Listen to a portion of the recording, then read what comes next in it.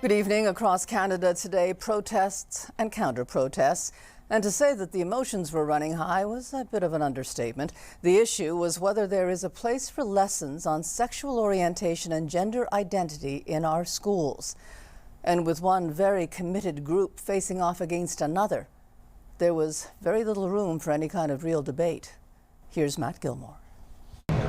For several hours, the two sides stood off against one another, chanting slogans across a police line.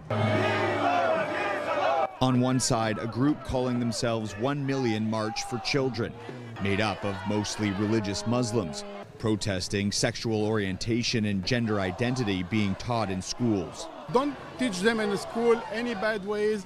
You have your lifestyle. I accept it. I respect it. You have to respect and accept our lifestyle too. On the other side, counter-protesters standing up to what they consider transphobic hate speech. To protect people means to allow them to be who they are, to find their true selves, to be free to be themselves.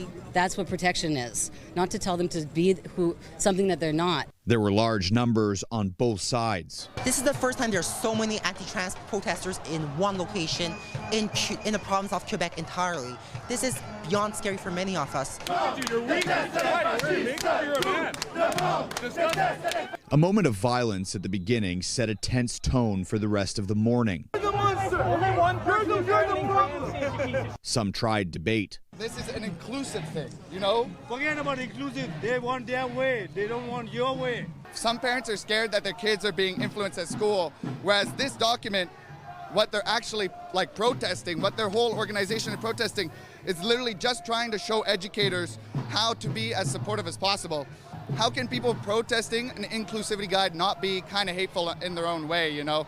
This is one of a number of counter-protests that happened across the country. Matt Gilmore, CTV News.